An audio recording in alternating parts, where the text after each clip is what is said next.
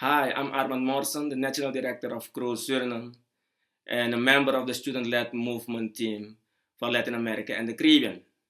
This is my beautiful wife, Bianca. We are married for 17 years now, are serving the Lord together in ministry for 17 years also. About 25 years ago, when I gave my life to the Lord, shortly after, I must say, I was listening to a sermon called The Will of God. And as I was listening to this sermon, it suddenly became so clear to me that serving the Lord was far more than just not stealing or not lying or doing the right things. It became clear to me that God wanted me to live in complete surrender to Him. It was mind blowing to me. I wanted it so desperately. And I was trying my utmost not to do the bad stuff, but to serve Him and to love Him and to surrender my life to Him. But the more I tried it, the more I realized that I lacked strength, that I was failing. And when my disciples shared Ephesians 5:18 with me about being to live a spirit-filled life, it really impacted my life for good. Ephesians 5:18 talks about do not get drunk on wine or do not get controlled by wine, which leads to debauchery. Instead, be filled with the Spirit. In the original text, it says, be continually filled with the Spirit. And the principle that he shared with me about spiritual breathing, about God to be on the throne of your life, the Holy Spirit to lead you and to guide you in life to make the right decisions and to be successful, I began to apply it to my life shortly after it was explained to me. And for the past 25 years, this has been so crucial to my spiritual growth. To live a spirit-filled life, to be controlled by God's Spirit, and to live in complete surrender to Him. Bianca, maybe you can share a bit about what this means to you, a spirit-filled life. Thank you, Armand. Armand has shared how he really needed God's Spirit to help him to be strengthened and to walk a life of daily dependence on Him. Well, I also have my experience with this, and well, I was recently part of a global church movement training, and one of the sessions was we needed to study the work and the person of the Holy Spirit. And one of the passages really impacted my life.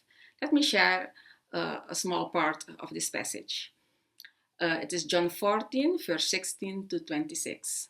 And I will pray the Father, and He will give you another helper, that He may abide with you forever, the Spirit of truth. I will not leave you orphans, I will come to you.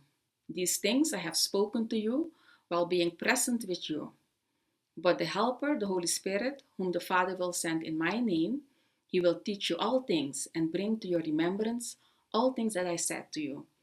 You know, I have studied this passage numerous times, and but that day it really hit me.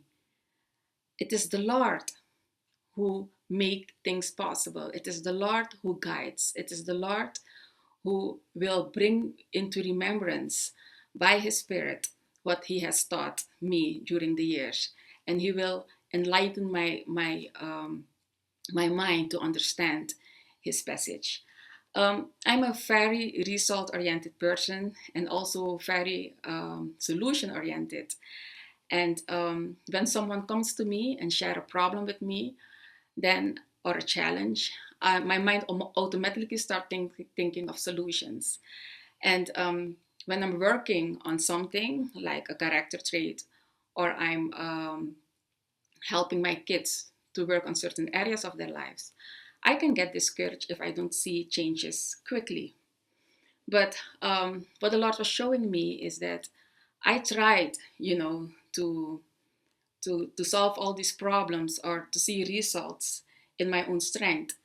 The focus was on myself and not on Him. So this passage really opened my eyes again for the truth that the Lord is the one I should focus on. It is the Lord who will do it, and I may work alongside Him in ministering to others or in dealing with issues of myself or dealing with issues in ministry. and in receiving guidance and enlightening my mind to understand His words and His way in my life. So I was so thankful when I read this passage and study it again with the group. And after this, after when I study it again, it brought a peace and a new kind of trust in Him, that and a relief, So I don't need to fix everything. I do not have to know all the answers. It is the Lord. So be blessed with this day of prayer for Solo Uno, and the Lord will guide you all in the prayer requests, and He will guide us through the whole year. Thank you. Thank you. And bye-bye.